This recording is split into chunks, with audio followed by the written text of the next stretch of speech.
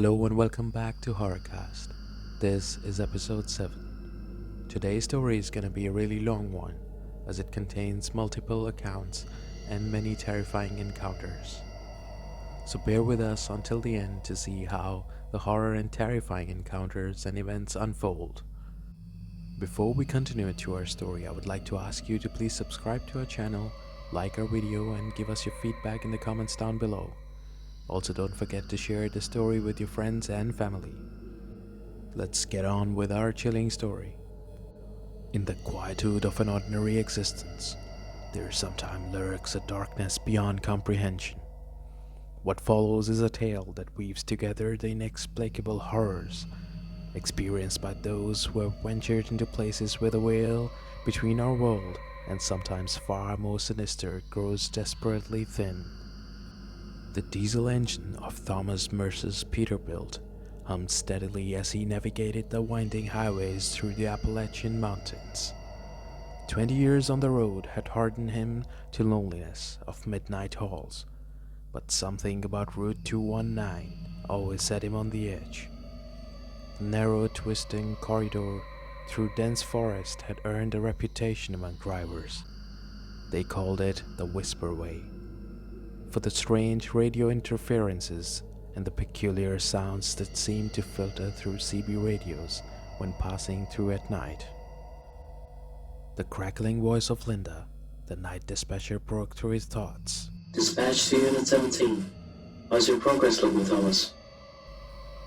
Thomas replied, checking his mirrors habitually.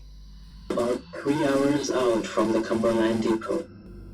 The weather report hadn't mentioned fog, but here it was, a dense soupy mist that seemed to absorb his high beams rather than reflect them. Thomas slowed to 45, the maximum safe speed in such conditions. The pines that lined the roadway disappeared into the whiteness, their trunks occasionally visible like spectral sentinels guarding the asphalt path. Be that. Weather system wasn't on your radar. Drive safe, checking in an hour. Linda's voice faded with a burst of static. Thomas adjusted his seat. At 47, his back protested long hauls more than it used to. 25 more years until retirement seemed like an eternity. His eyes strained to penetrate the fog when something caught his attention. A flicker of movement at the roadside. He eased off accelerator, instinctively checking his mirrors again. A figure stood at the fog's edge, barely visible. Thomas squinted. In 20 years, he'd picked up only 3 hitchhikers, each time regretting it for various reasons. Yet something about this long silhouette compelled him to slow further.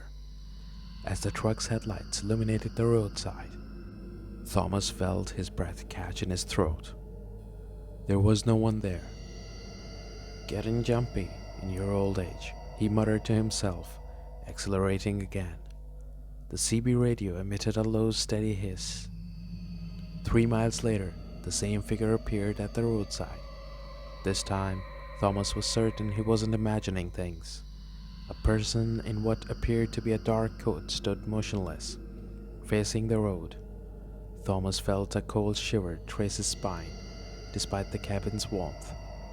He pressed onwards, determined not to stop. In his side mirror, Thomas watched as the figure turned to track his passing truck. Though partially obscured by fog, he could swear its head rotated too far, too smoothly, like an owl's. He blinked and the figure was gone. At 1:17 a.m., Thomas' fuel gauge indicated he needed to stop soon. His GPS showed a station 5 miles ahead. Crowley's Gas and Rest, a small independent operation he'd never noticed before. Strange, considering he'd driven this route monthly for nearly 5 years. The station emerged from the fog like a ghostly island. A single flickering light illuminated the forecourt. No other vehicles were present, and the small convenience store attached to the station appeared dark inside. Thomas pulled alongside a pump and cut the engine. The silence that followed was absolute. No insects chirping, no distant traffic, just the occasional metallic ping from his cooling engine. Thomas stepped down from the cabin, the crunch of his boots on the gravel sounding unnaturally loud. "Hello?" he called towards the darkened store. No response. The pay-at-pump system appeared functional, so Thomas inserted his company card and began fueling. As diesel flowed into his truck, he felt the distinct sensation of being watched. The hair on his neck stood straight as he scanned the property perimeter, which quickly dissolved into impenetrable fog about 20 yards in all directions. A soft click drew his attention to the store. The door had opened a crack, but no light spilled out from within. Thomas froze, pump handle still in hand.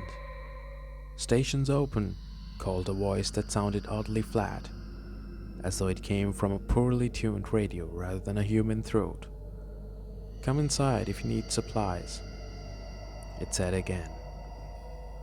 Thomas declined with a wave. "Just fuel, thanks." The door remained ajar, the darkness beyond it absolute. When the truck was full, Thomas replaced the nozzle and climbed back into his truck. The receipt printer had failed to produce evidence of his transaction. He made a mental note to report it to accounting later. As he turned the key, his headlights illuminated a figure standing directly in front of his truck, the same dark-coated silhouette from the roadside.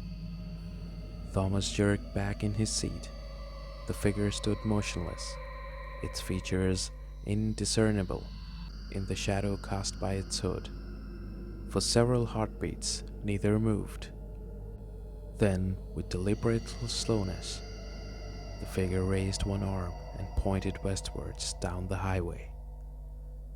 Thomas hit his horn. The blaring sound seemed to dissipate unnaturally quickly in thick air. When he looked again, the figure was gone. His hands trembling slightly, Thomas put the truck in gear and pulled away from Corlo's, the fog swallowing the station behind him.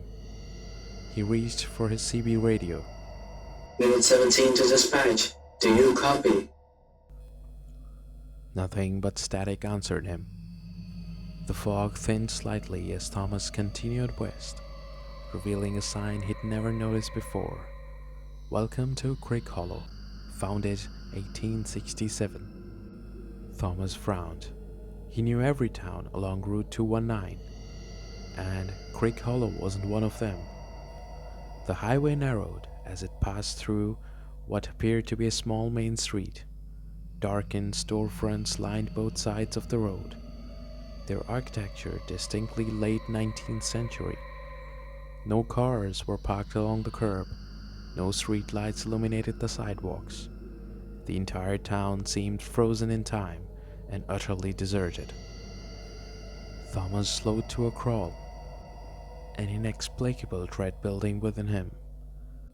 His headlights swept across the buildings, a barber shop, a general store, what appeared to be a small hotel called the Wayfarer's Rest.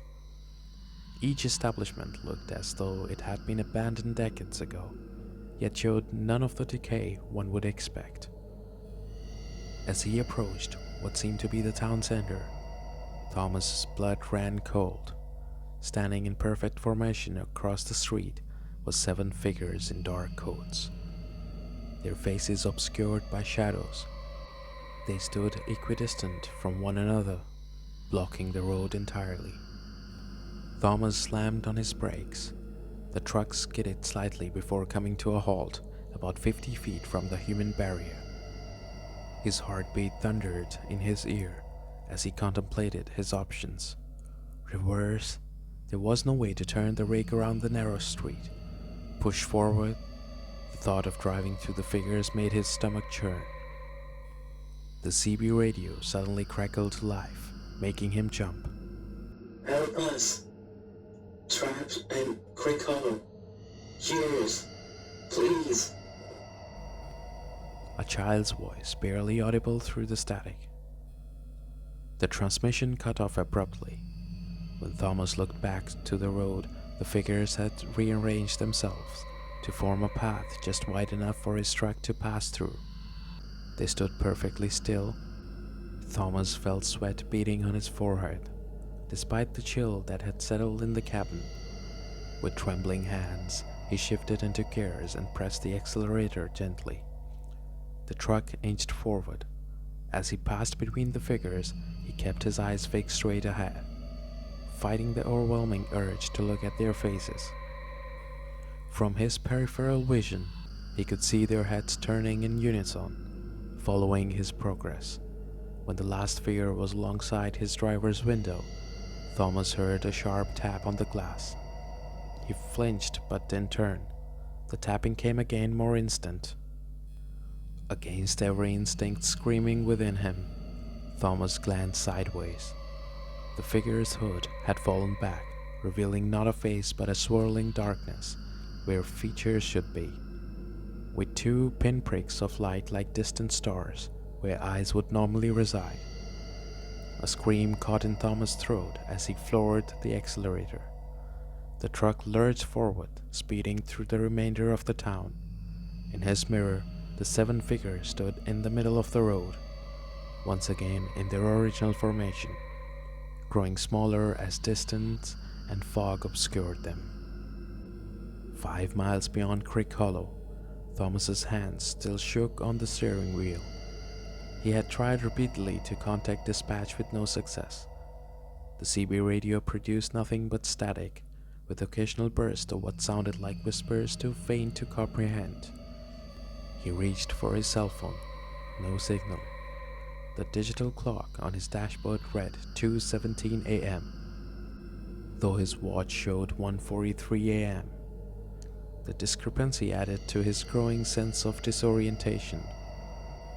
The fog had returned, thicker than before, forcing Thomas to reduce his speed again.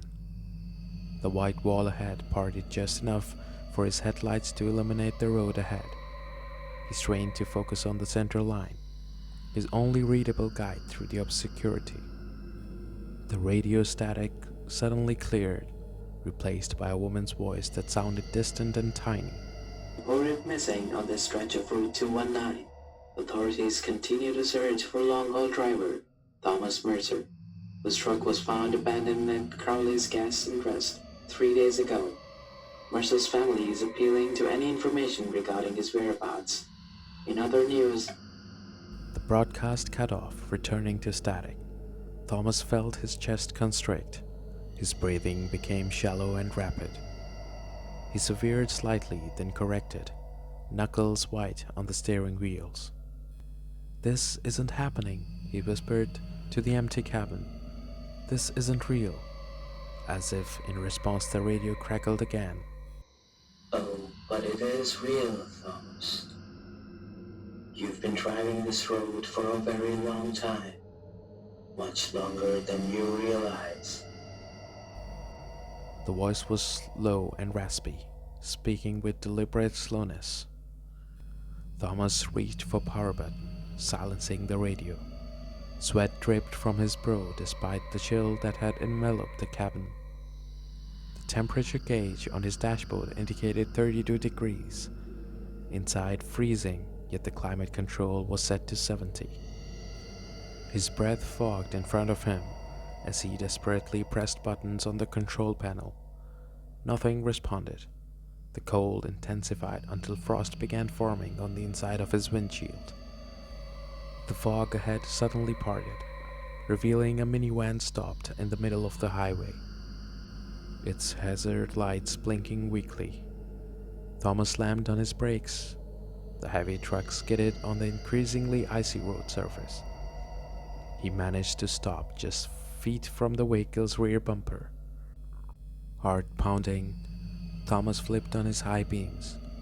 A family stood behind the minivan, a man, a woman, and 2 children, all looking distressed and cold in the frigid night air. The man was waving frantically. Thomas hesitated. After the strange encounters earlier, every instinct told him to drive around and continue. Yet these were clearly people in need, a real family, not shadowy figures. Cautiously, Thomas opened his door and stepped down from the cabin. The cold hit him like a physical blow. "Thank God you stopped," the man called, his voice echoing strangely in the fog. "Our car just died, and we haven't seen another vehicle for hours. We've got no cell service out here." "Where are you headed?" Thomas asked, maintaining his distance. "Cumberland. My mother's in the hospital. They called us about 3 hours ago, saying we should hurry." The man's face was pinched with worry, his breath creating thick clouds in the freezing air. The woman stood protectively beside her children, who appeared to be around 8 to 10 years old. They shivered visibly in light jackets, unsuited for the unexpected cold. Thomas made a decision. "I can take you to the next town. There should be a service station that can help you with your car." Relief washed over the family's face. The man turned to gather their overnight bags from the minivan, while Thomas returned to his truck to prepare the sleeper cabin for his passengers. As Thomas opened the passenger door, a reflection in the side mirror caught his attention. The family stood in line behind him, but their postures had changed. They stood unnaturally straight, arms hanging stiffly at their sides, expressions blank. A cold dread, worse than the freezing air, seeped into Thomas's bone. Slowly he turned to face them. The family stood exactly as they had before, the man retrieving bags, the woman comforting the children. Had he imagined it? Thomas rubbed his eyes, fatigue and stress clearly affecting his perception. "Everything okay, mister?" the old child, a girl, asked. "Yeah, just checking something," Thomas replied, forcing a smile. "Come on, let's get you out of this cold." The family climbed into the truck, the parents taking the passenger seats while the children settled in the sleeper berth. Thomas closed the door and walked around to the driver's side, pausing to look at the minivan. Something about the vehicle bothered him. The license plate was obscured by mud, and no condensation formed on its windows despite the freezing temperature. When Thomas returned to the driver's seat, the man was already telling him about their journey from Ohio and their rush to reach Cumberland before morning. The story sounded genuine, the details specific and mundane. Thomas began to relax slightly, attributing his earlier vision to exhaustion and the stress of the night's strange event. He put the truck in gear and carefully maneuvered around the minivan. As they passed it, the woman spoke. "We're so grateful, Mr. Mercer. Not many would stop these days."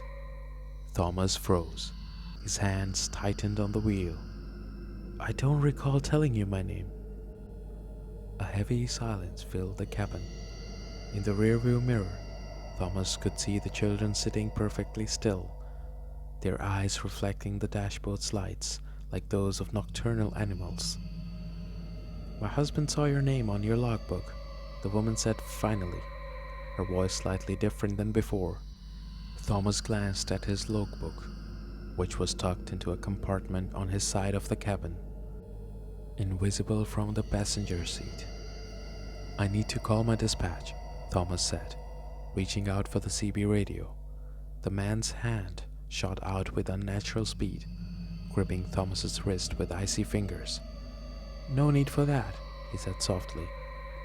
"We wouldn't want to distract you from the road. It can be so dangerous at night." The man's grip was inhumanly strong, his skin cold as marble. When he finally released Thomas's wrist, 5 distinct bruises had already begun to form.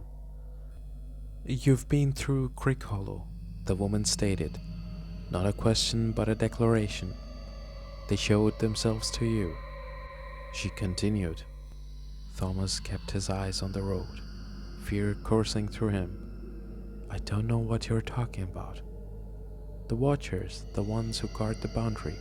She turned to face him fully. "They only reveal themselves to those who are meant to see," she said.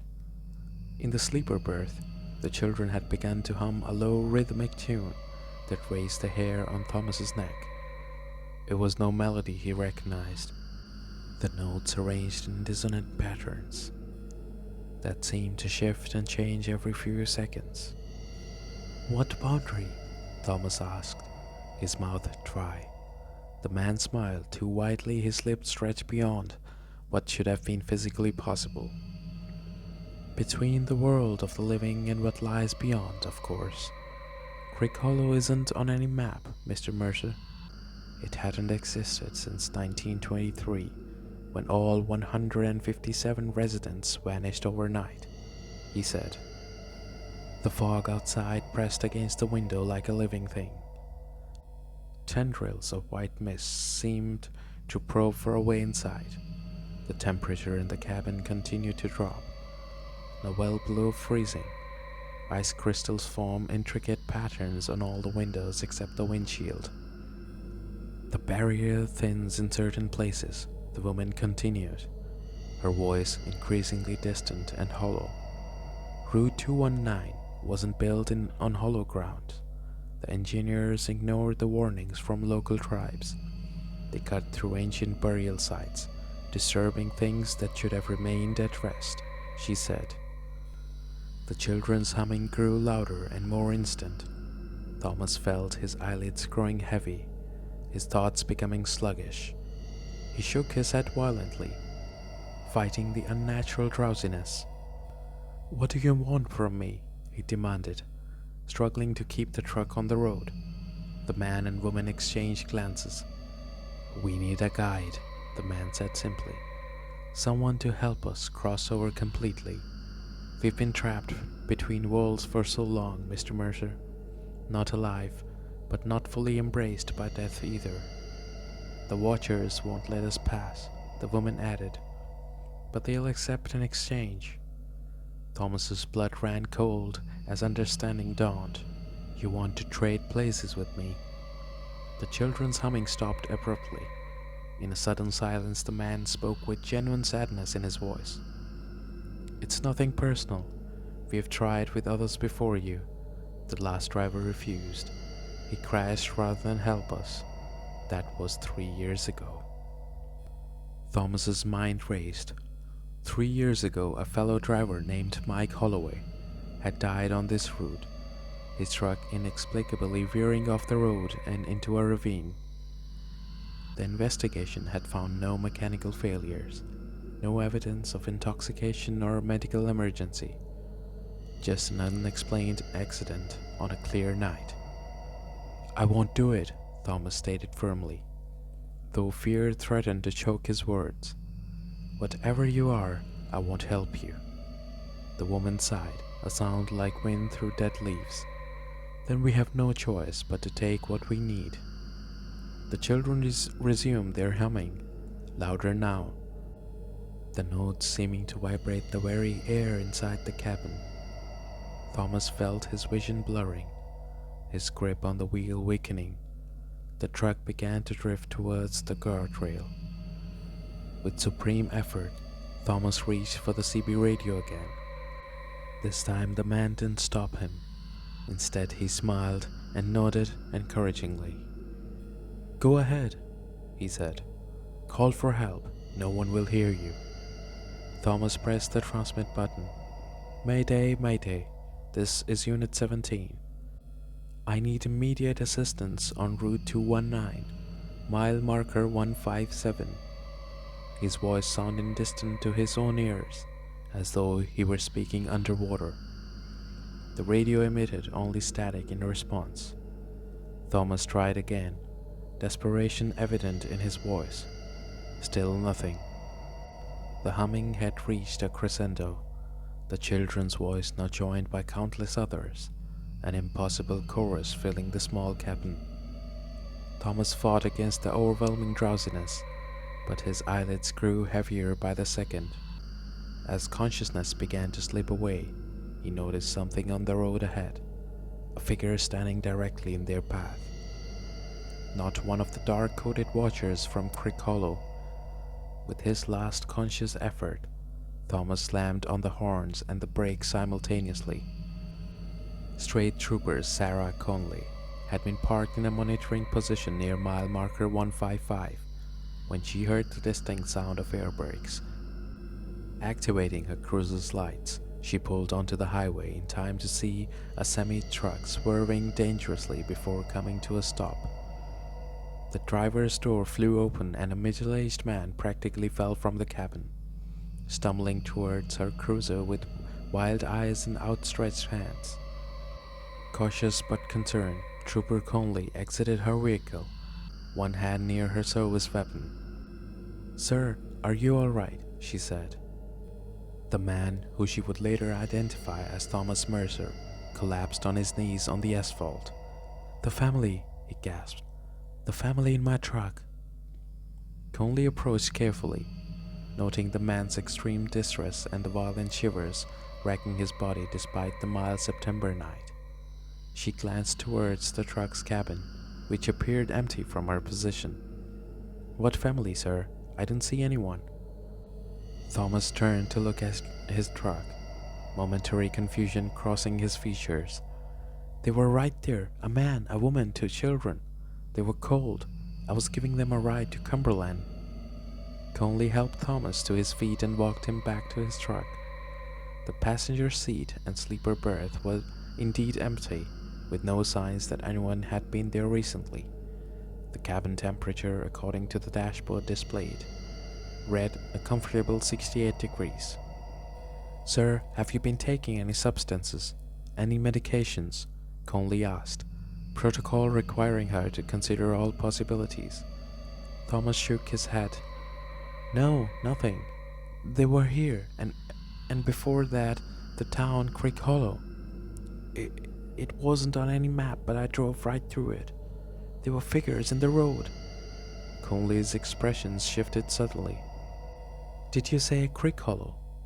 Thomas nodded eagerly. "Yes, a small town looked like something from the 1800s, completely deserted except for those figures in black coats." Trooper Conley guided Thomas to her cruiser and had him sit in the back seat while she retrieved a bottle of water from her trunk.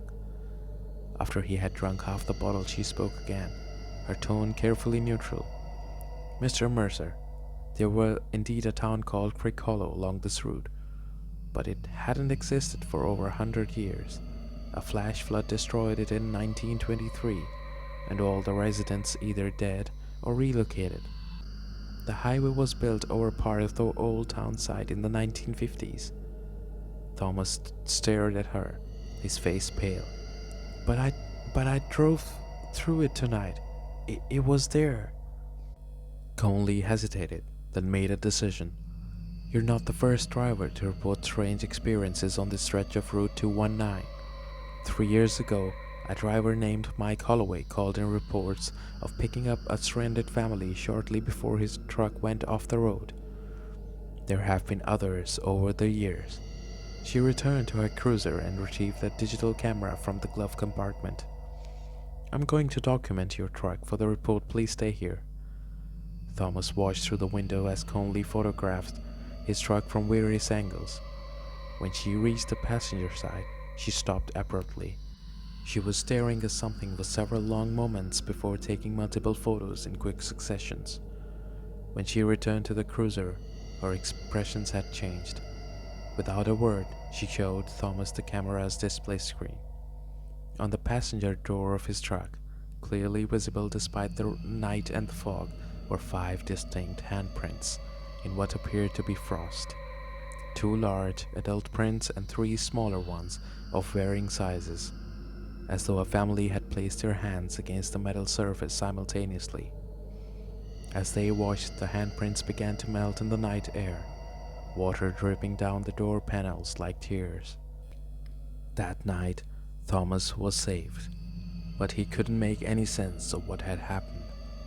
He couldn't comprehend the reality and the scale of the encounters that he had witnessed. But after being saved that night, Thomas refused to drive Route 219 again. He took a leave for a couple weeks before returning back to driving. So this was the story of Thomas Mercer, a very terrifying account. We had of course altered some facts in the story for privacy reasons, including the location of the route, the name of the route, and some other facts. But the encounters and the story, what happened with Thomas, are all real. There are also other accounts related to the same route that we shall bring in the next videos. So thank you very much for staying until the end of this really chilling horror account. I would like to ask you once again to please subscribe to our channel, like our video and give us your feedback in the comments down below. Also share this video with your friends and family. With that said, thanks for watching and until next time. Unit 17 to dispatch. Do you copy? Reported missing on this stretch of Route 219. Authorities continue to search for long-haul driver Thomas Mercer, whose truck was found abandoned at Crowley's Gas and Rest 3 days ago. Mercer's family is appealing to any information regarding his whereabouts. Unit 17 to dispatch. Do you copy?